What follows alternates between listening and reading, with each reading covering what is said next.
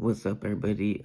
My name is Cesar. I go by 805 Club Poker, and I'm gonna show you guys what it looks like to live in beautiful Santa Barbara when it's ruled by tyrants, corrupt representatives, and people with unethical values. Individuals with bad actors, representatives, supervisors, leaders, commissioners. And this is what it looks like when a beautiful city like this gets ruined by people like this. 48.8%. That's how much the County Board of Supervisors would like to increase their pay. February 25th, the County Board of Supervisors will vote on raising their own salaries, 48%, from around $115,000 to around $171,000, a $56,000 increase. They get 4 weeks off in the summer, 2 weeks off at Christmas, a week off at Thanksgiving, and they don't work the fourth Tuesday of the month. Part-time job. This is a full-time commitment, full-time job. We don't clock out. We are 24/7. Elected officials say they do much more than what we see at their Tuesday meetings. Laura Capps, Steve Lavanino, and Joan Hartman voted in favor of the pay hike. So what's up, everybody? I'm out here at the Public Defender's Office in Santa Barbara, and the reason I'm out here is because on November 20th of 2025, I emailed Shalette Velasquez from the Public Defenders, and I asked for some help, regarding a case where I was arrested while I was innocent. And I emailed her again on December 15th and January 16th, and today is February 19th.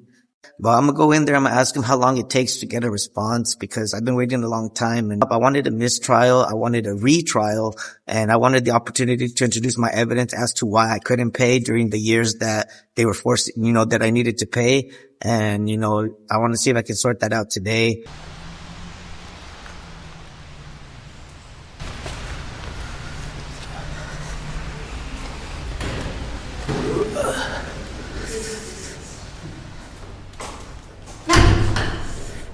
Here's my retort to that.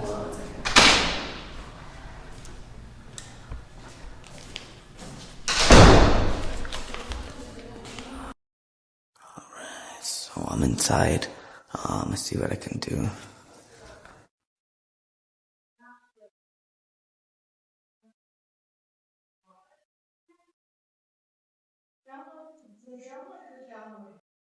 Hi, my name is Cesar Peralta. I emailed, what's her name? Shalette Velasquez on November 20th, December 15th, and January 16th. And I was told that she gave her email to her supervisor regarding the case, but I still haven't got a response back. And I was just wondering, how long does it take for a response? It was in regards to a family law case where I got arrested, but I had evidence that I wanted to introduce, and I was requesting, I asked her if there's any way I can get a retrial or a mistrial or something like that. And again, I'm upset because I did email my public defender about wanting to introduce evidence, but the opposing DCSS attorney who made $1 million off my daughter didn't want to introduce anything.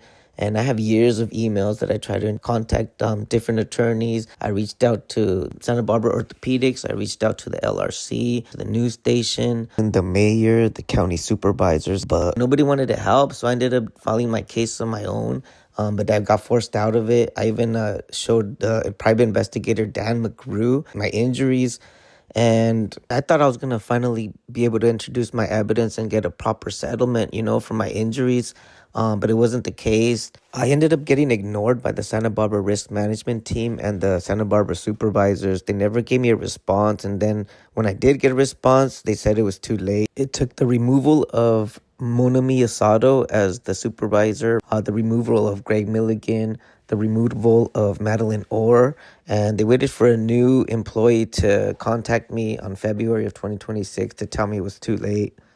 But there's no denying that in 2024 of October, I showed the DA private investigator, Dan McGrew of Santa Barbara, showed him my injuries, and he well knows that I had a winged scapula, I had limited range of motion, and my 2025 operation, my surgery from Dr. Scheinberg's, proves that I did need surgery to correct my range of motion, but my strength is no longer there because I have a separated AC joint now.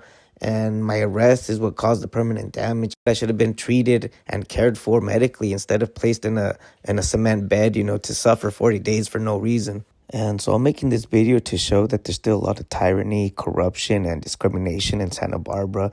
And we need to get this fixed for the people, not for the representatives.